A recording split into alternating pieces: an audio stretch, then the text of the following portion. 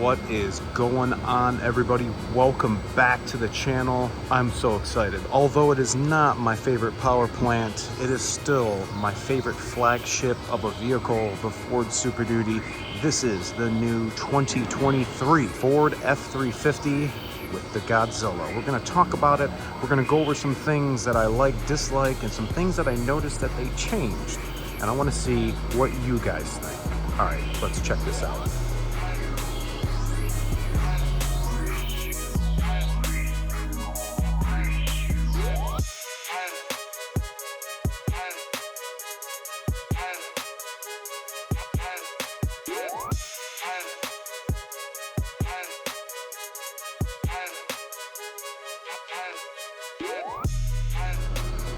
Alright guys, thanks so much for coming back and checking us out. Make sure to hit that like and subscribe.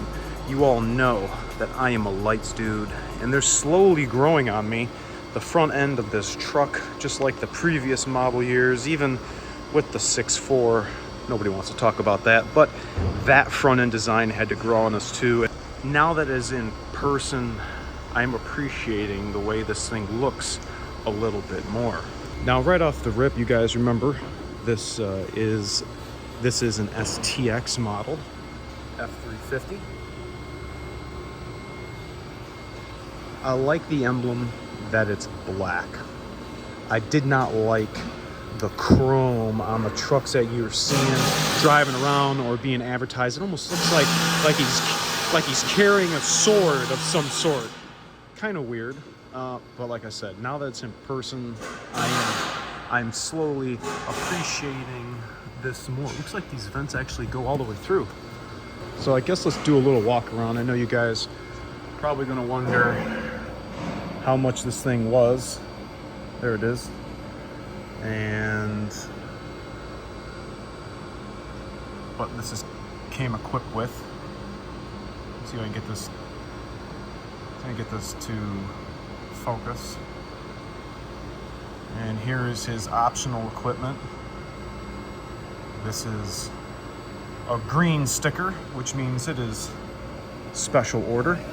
So let's go ahead and take a little walk around the truck. I like the functionality of this, actually checking out how useful this is. As you guys come around the rear of the truck, right here it looks a little too bow tie-ish for me. I don't know if it's this right here bubbling out, the tail lights, like right here I feel this is bow tie. Let's come around and morph to Super Duty. Okay, see how it totally changed now that we got the tailgate in there? Like right here is Super Duty. I do like this. I wonder if we'll be able to integrate those onto the 20s, 21, or even 17s to current. Hand pull, definitely functional. It did not come with the spray and bed liners, so we had to get it sprayed at the company that we use over here. Now, this did not have LED lights. If you had a higher trim level, you'd have LED tail lights, license plate lights, third brake light. Oh, that might be LED. But one thing that I noticed, and a lot of you guys were biatching about, was the holes for your safety chains. Check out what they did. They finally made these holes big enough. Now you guys might be like, well, what are you talking about? Let me show you. All right, here's my rig. Check out the holes. See how small they are? Really hard trying to get your safety chains in there, or at least the hooks. You see everybody rolling around with the D-rings on the back of their truck. All right, so let's get it while we're walking up to it. Definitely would like to see the dual tips back there. But again, here's the safety chain hole. Kind of made it come out a little bit.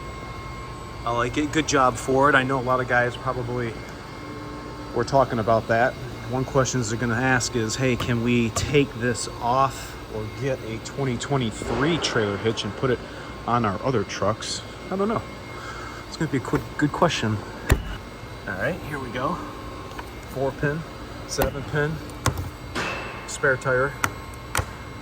Looks like we're going to be able to still run our dually light. We need to roll underneath this thing and check out the underside. All right, we're going to be going underneath to check out this new platform. Oh, I wonder what the hell that is. Interesting. I wonder if that was for assembly or what. I want to find out what that is. If any of you guys know, let me know. Exhaust. Yes. Yes, it is normal for your exhaust to drip. How else do you think the water is going to get out? Oh, wow, it just shut off because I had it running for more than a half hour. Okay, what I see right now is the wiring loom is completely different.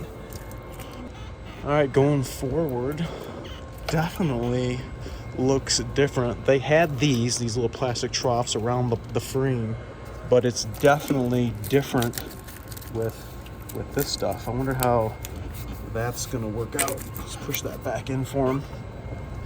All right, right now I can tell that the radius arms are different. They definitely look different. Shocks, I don't know if they look different. 7.3 platform still looks the same. Under the oil pan still looks the same. Radiator, bumper harness, everything still looks the same. Still got tape and everything all over this. They pre-assemble everything from the factory. Let's continue forward. Ooh, this might be a little tight. Ooh, we're gonna have to go backwards. Right. That's why I put the two-wheel drive valance on. Let's go to the back.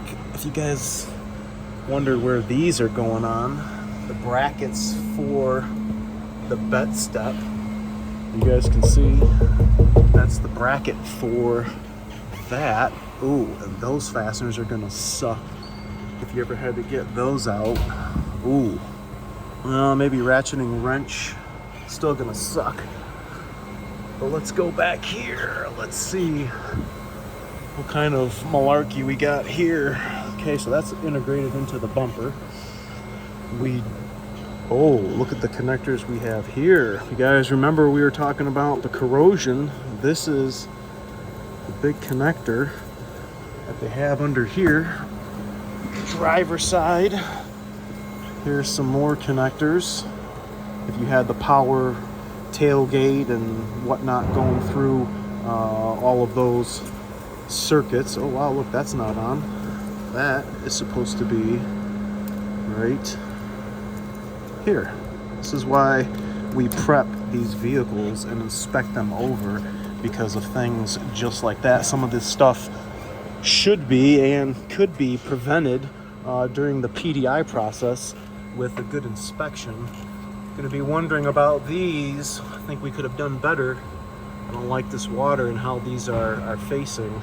All right, electronic parking brake. We actually have an electric motor right here on the parking brake, and it's pretty much taking control of the mechanism that is through the backing plate, but it's not using any cable. It's all electronic. Now, when you're loading your vehicle with a trailer or what have you, all four wheels can lock and won't move, won't give you any sway, but kind of weird. There is absolutely no cable going alongside the frame, which is strange, because when we pull calves in these, we're constantly having to remove the e-brake cable. One thing I totally forgot to show you guys was this giant rear axle. This is definitely not the M275 this sucker is huge. And for being it's so new, I don't know exactly what size axle this is or what the code name is in the parts catalog. I can't even look anything up yet. It's still too new. But hopefully by the time I make this video, I'm going to have some information to put in the description so that you guys can check out the new diff and the electronic locking diff actuator is no longer on the driver's side. It's on the passenger side. So I wish I had a 6.7 to go underneath, but let's go back up top. All right, here is the inside. This does not have a center console. Definitely looks like the F-150. The one thing I do not like is this infinite knob headlight switch. I don't like that. I would rather the knob stop. I mean, I know you have a tactile switch, you can feel the indentation, but I don't, although it's not continuing to keep going, I would rather the switch stop. I don't know how you guys feel about that. I just think this is kind of, I don't know, it's like I want the mechanical stop. That's me. But moving on, like I said, F-150-ish, looks very F-150-ish here. Definitely the door panel looks a little different. F-150's got that trim of the Detroit streets here. If you guys didn't know that, look at your F-150 next time you get in. Big thing for Super Duties here. We have no more pedal, so we just put the park brake on. We need to take it off, push the brake pedal, and then push the park brake switch. Back seat size looks the same. We have our center caps. We're going to be doing the prep here shortly. Got our Ford floor mats. We have antenna. What else do we have under here? Box link. This truck does not have the under seat storage, so this is all that it's got. Only STX. Does not have a 110 outlet. Just has the USB and the USB-C stuff. Your seats up. This is where the inverter would go. What do we have down here? Just some holes that didn't get filled with the inverter stuff. What is this? Oh, piece of paper, piece of sticky paper. Maybe from the seats. Got the jack in here. Passenger side. Okay. I think the higher trim levels will have a door that goes down on here. Definitely a different glove box. Don't forget to turn your airbag off if you got the little ones up front. Where we have USB-C, cigarette lighter, and then our flip-up center console. It looks kind of the same. I would rather have the center console. Daddy Diesel, a lot of other guys would rather have the flip-up for the ease of entry. Now that should not be in the seat. That should be down here. We got 1, 2. Why would we have an extra one of these? Let's check this one. 3, 4. Ooh, look at the grease. Look at that grease. All right, let's go over to the driver's side. That's strange. We got an extra cap for the seat bolt area. Driver's seat should have 4 as well. Let's see, 1, 2. Okay. Maybe it's got a freebie. Not that I'm gonna need this. Yeah, we have all of them here, and looks like we have a freebie.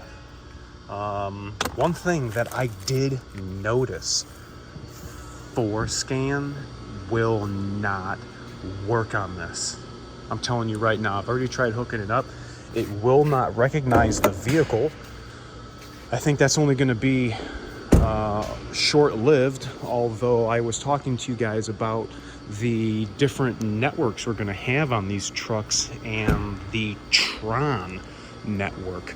I think a lot of communication is going to be going through some of the Ethernet cabling and not through the data link connector. So it was only going to be a matter of time before we get that figured out. Check it out, brand new batteries. We're going to be doing a video on this, putting these in the trucks that do not have the AGMs. We're running the 650, 750 lead acid ones, and we are definitely going to be upgrading to these. No more leaking, no more sulfating. I think this is going to be a good upgrade. Looks like the same battery box. We have the connection for the intercooler where it's going to be sitting. Looks like power steering is a little bit wet here. I did take it through our new car wash. Came out nice. The finish of this looks a little duller. Doesn't look as shiny plastic. Oh wow. You can actually get to the battery junction box cover and take it out. Look at that. Totally different. Ford, I like. A very more robust cover, and look, it's not flat, so water will run right off of this. I like it, I like it. Good job, good job. We're learning from our issues that we had with the last one, because water would come down here and just kind of sit and pool on top of this cover and ultimately deteriorate all of those connections down in there. Looks like our upfitter switch wiring is still in the same spot. Yep, right there. So air filter, engine, 7.3, still the same. I'm more interested in our 6.7. I am going to be getting a 6.7. Hopefully the next time one gets ordered. I have a couple customers that are waiting for the high output one, and best believe that I am going to be doing a video and prepping their Super Duties when it comes in. I want to know what you guys think of this new Ford F350. This just came in. My buddy just got it, landscaper, and he's going to be putting this new truck to work. Let me know your thoughts and comments. Do you like the back end? Do you not like the front end? I want to know. We want to talk about it. Remember to like, comment, sub, share, and I'll catch you guys all next time. See you. And another thing I noticed, the step is considerably lower to the ground than the previous model truck. Or even comparing, the 17 to current. And if you're Bob Vila, yeah, you'll be able to measure. All right. The prep is done, and now it needs to be delivered to the prep department.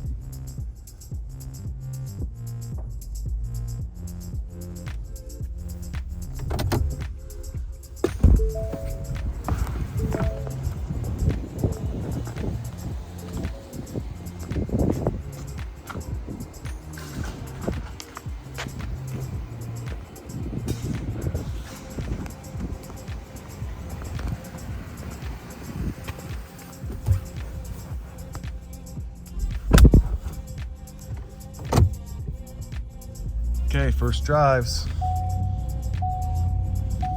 Really wish Forescan would have been able to hook up to this unit, just for the fact turning off the chimes and turning Bambi mode and OCR and whatnot. Oh my goodness. Okay. Goodness. I want to know if you guys have gotten your 2023 Super Duty yet. Hopefully you got the diesel, but this one we're riding in the 7.3, which is a good engine in this truck. It's just the 6.7 is my ultimate favorite and the most package that I would recommend if you got a Super Duty.